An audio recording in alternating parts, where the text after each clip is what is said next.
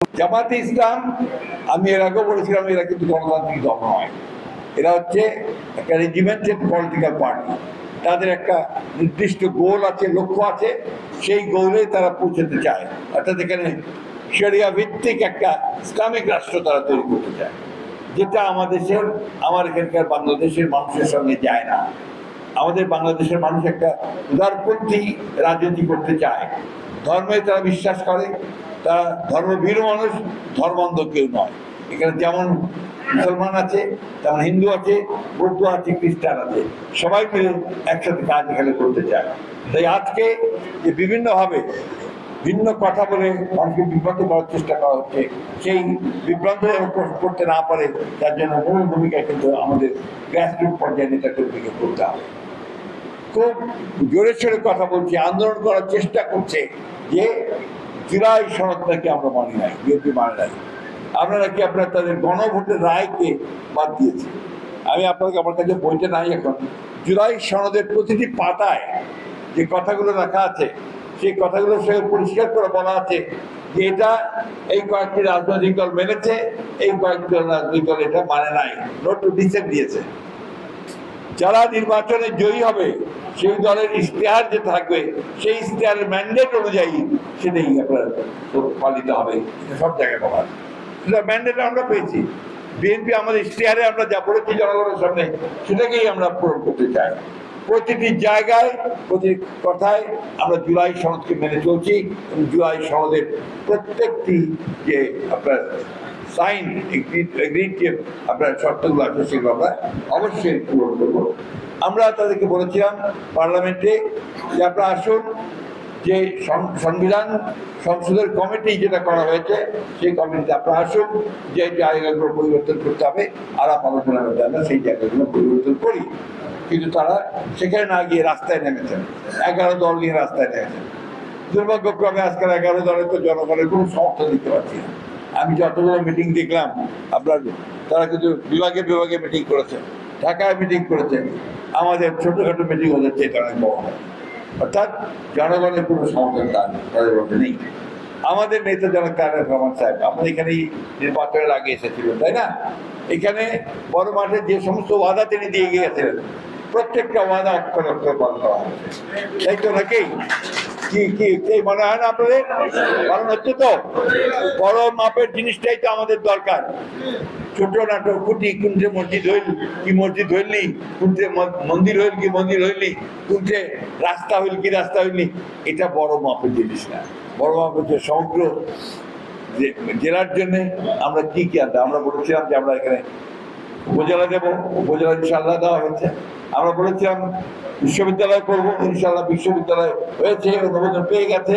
কিন্তু তাই নয়, ভাইস চ্যান্সেলর নিয়োগ হয়েছে। আজকে এটার মনোগ্রাফ পরে থেকে সেটার উদ্বোধন হবে, একই সঙ্গে এর বাসা ভাড়া হবে এবং আপনার ক্লাস শুরু, নেক্সট দিনের যেন ক্লাস শুরু করা যায় সেই চেষ্টা আমরা করবো। মেডিকেল কলেজের জায়গা নির্ধারণ হয়ে গেছে। মেডিকেল কলেজের সামনের 27 জুলাই থেকে ইনশাআল্লাহ আমাদের ছাত্রছাত্রী ভর্তি করা শুরু হবে। তো এই এয়ারপোর্টের কথা আপনারা বলেছিলেন।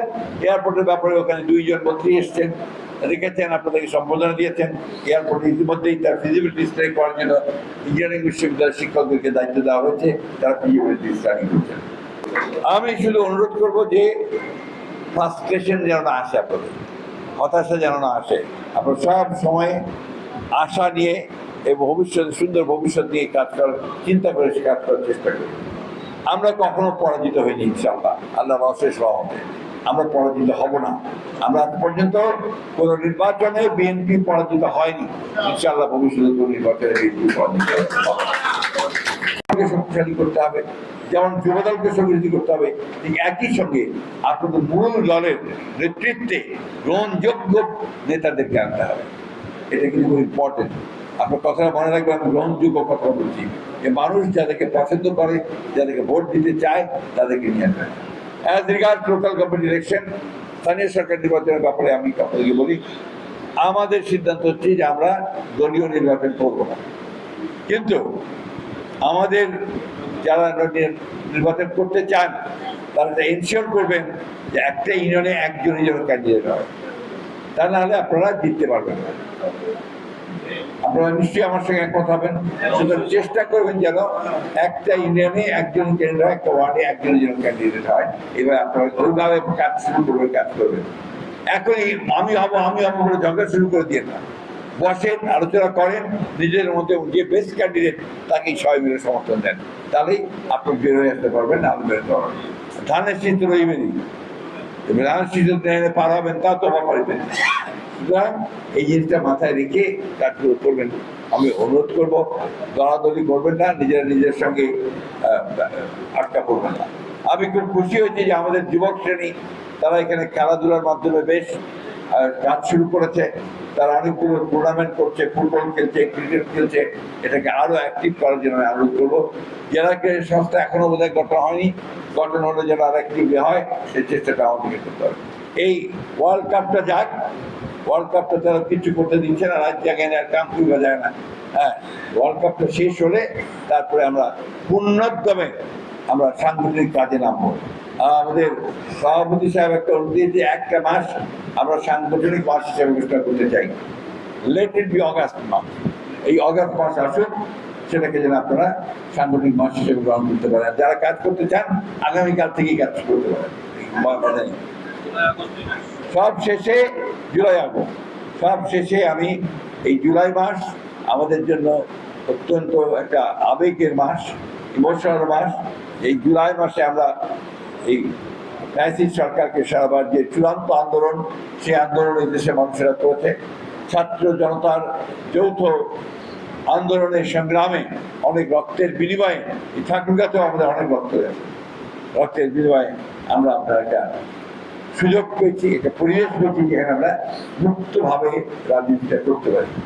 আপনাদের এখানে বহু লোক আছেন যাদের বিরুদ্ধে অসংখ্য মামলা ছিল, তাই না?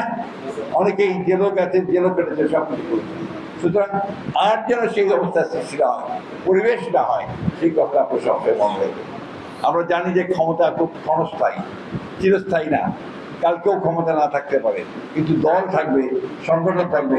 আপনারা কিন্তু দীর্ঘ 15-16 বছর আপনার মাথা নত করেন নাই, আপনারা কিন্তু লড়াই করে গেছেন ঠাকুরগাঁও বিএনপি।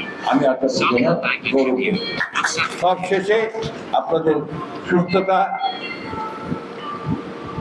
আপনার কাজ করার ক্ষমতা বৃদ্ধি পাক, সুস্থতা বৃদ্ধি পাক, এবং আপনার ভালো থাকেন, সুস্থ থাকেন, এই কথা বলে আল্লাহ তাআলার কাছে দোয়া চেয়ে এখন বসে। আসসালামু আলাইকুম, খুদা হাফেজ।